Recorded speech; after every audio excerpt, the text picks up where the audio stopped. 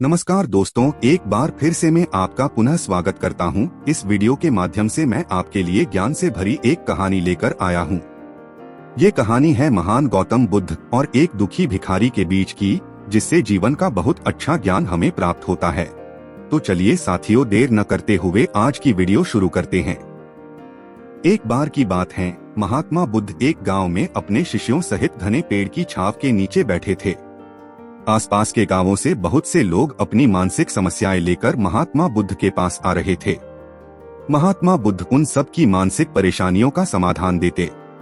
सब लोग खुशी खुशी अपनी समस्याओं का समाधान पाकर वहां से लौट रहे थे। वहीं से कुछ दूर बैठा लोगों को बुद्ध के पास जाते देख एक दुखी भिखारी अपने भाग्य को कोसता हुआ यही सोचने लगा कि अभी कुछ देर पहले तो ये लोग दुखी मन से मुंह लटकाए उन महात्मा के पास गए थे, और अब इतना खुश होकर कैसे वापस लौट रहे हैं।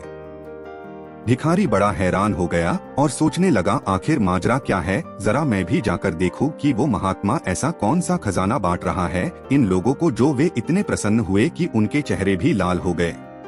फिर भिखारी अपने स्थान से आगे बढ़ा और जैसे ही वो दुखी भिखारी महात्मा बुद्ध के कुछ नजदीक गया तो उसने देखा कि ये महात्मा तो लोगों को प्रवचन देकर लोगों के दुख का निवारण कर रहे हैं।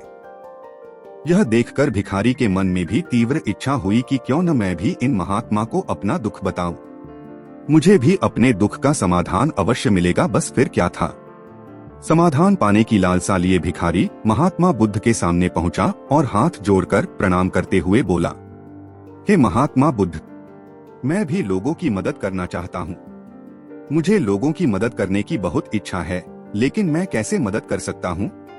मैं बहुत गरीब हूँ। मेरे पास न तो पैसे हैं और न ही कोई ऐसी चीज जिससे मैं किसी की मदद कर सकूं।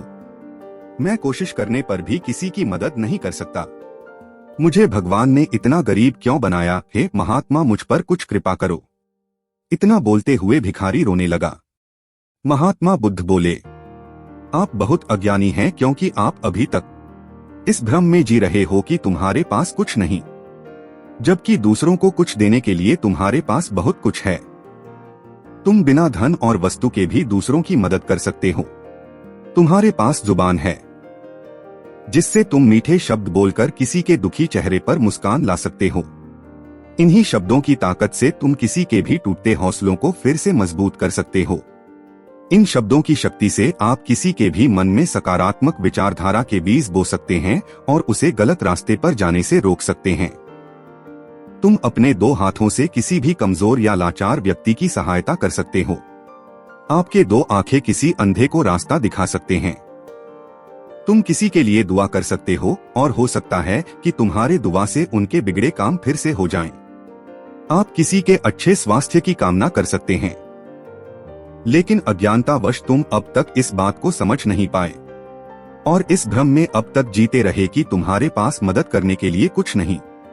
किसी की मदद करने के लिए धन और वस्तु का होना अनिवार्य नहीं है, बल्कि बिना धन और वस्तु के भी हम कई प्रकार से लोगों की मदद कर सकते हैं।